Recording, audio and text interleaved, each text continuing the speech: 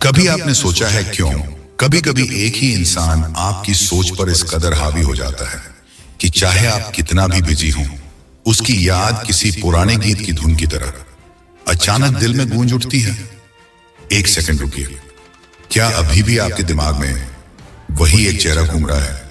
बताइए, क्या आप अभी भी उसे ही सोच रहे हैं? अगर हां, तो यह वीडियो आपके लिए है। आप देख रहे हैं नेक्स्ट सोच, और अगर आपको ऐसे कंटेंट पसंद हैं जो दिल और दिमाग दोनों से बात करें, तो चैनल को सब्सक्राइब जरूर करें, क्योंकि आज के अगले कुछ मिनट आपको खुद को बेहतर समझने में मदद करेंगे। अब जरा सोचिए, कुछ रिश्ते ऐसे क्यों होते हैं जिन्हें हम खत्म तो कर देते हैं, लेकिन वो हमारे अंदर पूरी तरह खत्म नहीं होते। बातें बंद हो जाती हैं, मैसेज रुक जाते हैं, मुलाकातें नहीं होती, लेकिन एहसास वो चलते रहते हैं महीनों तक, कभी कभी सालों तक।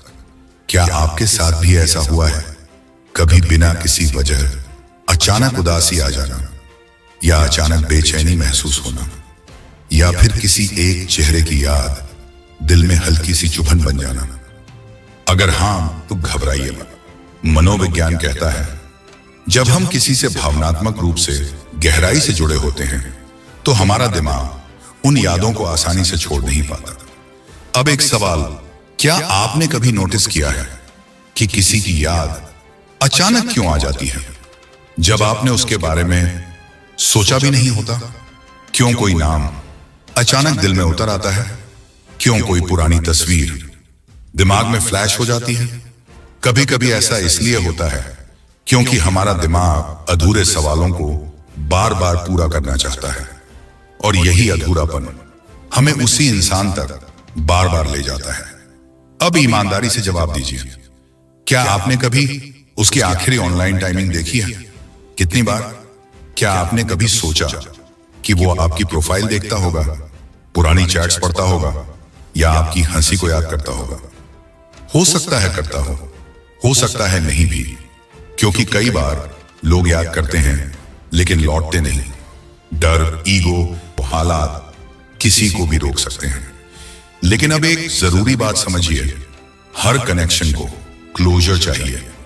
अगर क्लोजर नहीं मिलता तो दिमाग एक लूप में फंस जाता है। उम्मीद, फिर बेचैनी, फिर आदत, और फिर दर्द।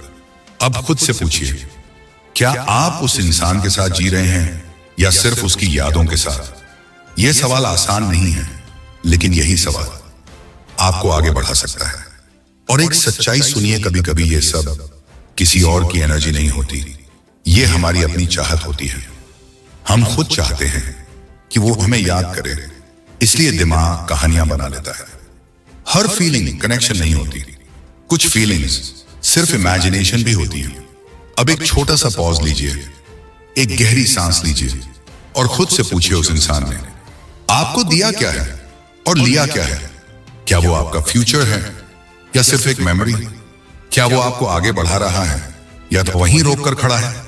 इसका जवाब सिर्फ आप जानते हो, लेकिन दिल हमेशा एक बात धीरे से कहता है, जिसे छोड़ना पड़ा उसे याद करना जरूरी नहीं।